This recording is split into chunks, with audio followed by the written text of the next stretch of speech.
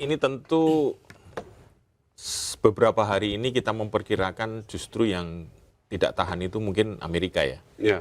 Karena justru Amerika yang mendesak berkali-kali meskipun pernyataan-pernyataan Presiden Trump itu seolah-olah dia sebenarnya sudah tidak tahan dengan perang yang berkepanjangan ya. yang sengaja dibuat panjang oleh Iran gitu ya.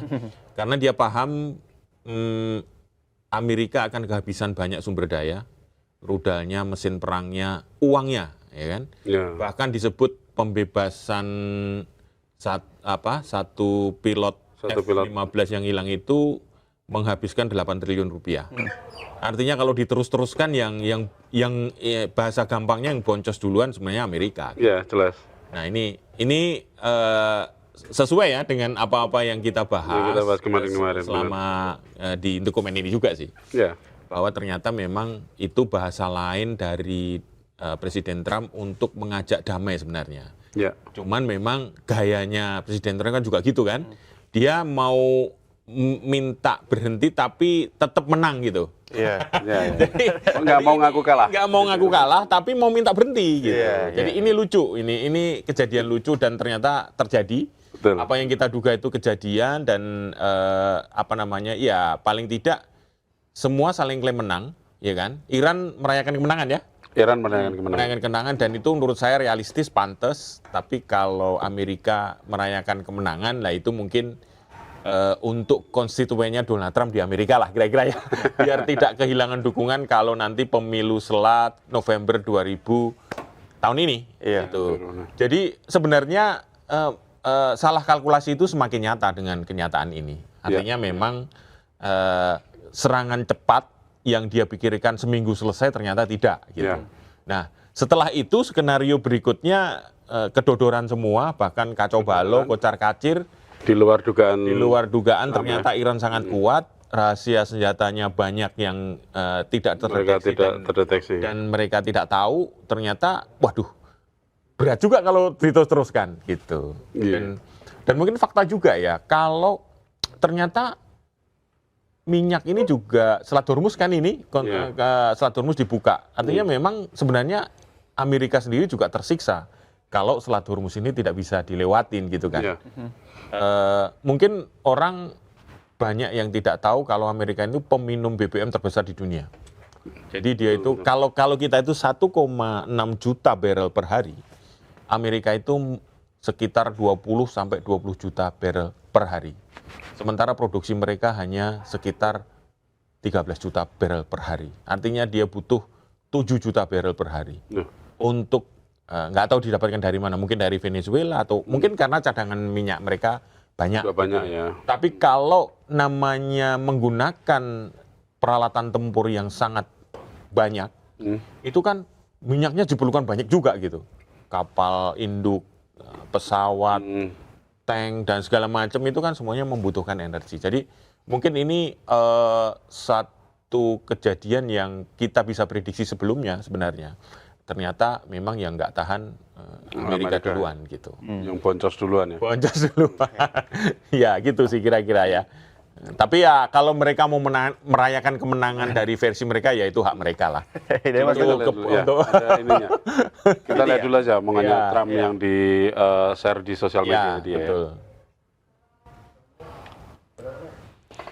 Dalam pernyataan Presiden Amerika Serikat Donald Trump setuju tangguhkan serangan ke Iran. Trump akan tunda serangan ke Iran dalam 2 minggu. Adapun pernyataan yang diunggah di media sosialnya, Trump menyatakan gencatan senjata setelah menggelar percakapan dengan Perdana Menteri Shehbaz Sharif dan Marsikal Lapangan Asim Munir dari Pakistan. Trump pun setuju tangguhkan serangan selama 2 pekan dengan syarat Iran segera membuka Selat Hormuz. Trump juga menyatakan kesepakatan damai jangka panjang dengan Amerika Serikat kian dekat dengan Amerika Serikat menerima 10 poin proposal dari Iran. Perdana Menteri Pakistan Shehbaz Sharif juga menyatakan Iran bersama Lebanon telah mencapai gencatan senjata dengan Amerika. Sharif juga mengundang delegasi Amerika Serikat untuk bertemu di Islamabad pada Jumat 10 April 2026. Pertemuan ini diharapkan bisa menghasilkan kesepakatan lebih jauh untuk mengakhiri sengketa. Ya, ini menarik Mas Bung juga Mas Teguh. Kalau kita bicara soal perundingannya ini sebenarnya sudah terjadi di awal tahun lalu kan. Tapi memang itu kasarnya diingkari oleh Amerika Serikat lah gitu kan. Untuk pastinya di tubuh Iran sendiri ada ketakutan mungkin atau rasa was-was hal serupa akan terjadi lagi gitu kan. Kira-kira langkah apa yang dijadikan mitigasi bagi Iran untuk mencegah terjadinya hal serupa terulang? Gitu. Artinya ada pengingkaran terhadap kesepakatan gitu ya. Iya, pasti Iran ini bukan juga memiliki diplomat ulung gitu ya. Mereka juga berhitung sangat cermat juga, sehingga dari sisi diplomasi, dari sisi ini mungkin mereka sudah memperhitungkan kalau andaikan nanti ada pengingkaran perjanjian, ada di sela 2 minggu gencatan senjata ada serangan lagi, ya pasti mereka juga akan menyerang balik gitu kan. Karena secara moral orang yang diserang duluan itu akan menang secara moral ya. Jadi sampai hari ini Iran masih membawa nilai moral itu karena sebenarnya dia itu diserang duluan gitu kan. Ketika negosiasi nuklir waktu itu sebenarnya sudah mendekati titik temu waktu itu ya. Tapi tiba-tiba ada serangan dadakan yang menghantam Teheran dan akhirnya juga membuat pemimpin tertinggi Iran meninggal dunia gitu kan. Nah, artinya mereka punya legitimasi moral, wong saya diserang maka saya akan melakukan serangan balik gitu. Nah, kalau di dalam gencatan senjata 2 minggu ini kemudian ada pengkhianatan lagi, ya berarti secara moral sudah 2 kali kalah. Orang yang akan menyerang mengingkari gencatan senjata ini gitu. Jadi menariknya itu ya, si Iran ini posisinya memang nggak sama kayak kemarin.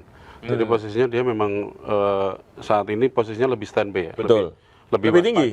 Iya, posisinya dia lebih tinggi ya. secara geopolitik global, secara moral orang-orang dunia juga sudah melihat, oh ternyata Iran adalah bisa jadi ya. Ini mungkin ini berlebihan, tapi ini adalah awal kebangkitan satu kekuatan lagi.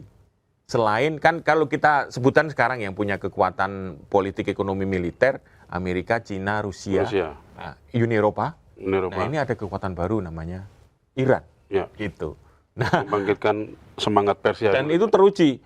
Jadi gini, orang yang mendapatkan musuh nomor 1 itu akan jadi nomor 1 kalau dia menang atau imbang sekalipun. Gitu. Di dunia persilatan memang seperti itu. Jadi kalau kamu mau ingin cepat nomor 1, tantanglah jagoannya yang paling. Itu. Ini jagoan yang paling penguasa di dunia dan Iran mampu meladeni itu.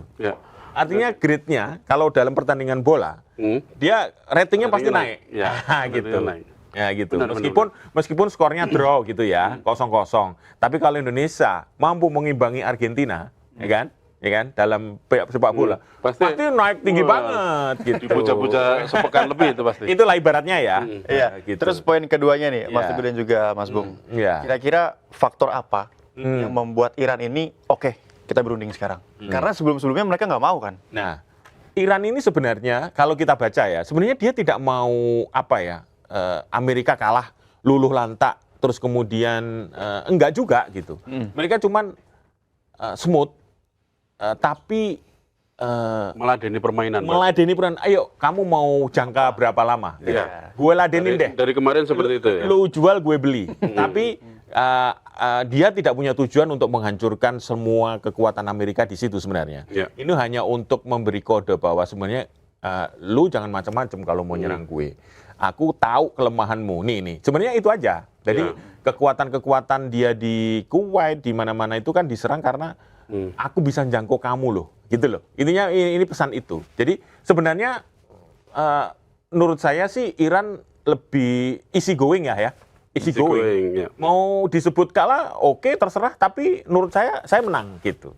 Ya kan? Kalau sekarang posisinya rakyat Iran merasa dia posisinya menang Mas. Betul. Dengan gencatan senjata kemarin, dia merayakan nih. Merayakan, menyambut di jalanan gitu kan. Dan pidatonya dari pemimpin garda tertinggi nasional Iran ini juga menarik untuk disimak. Wah, ya coba kita ini. ada liputannya.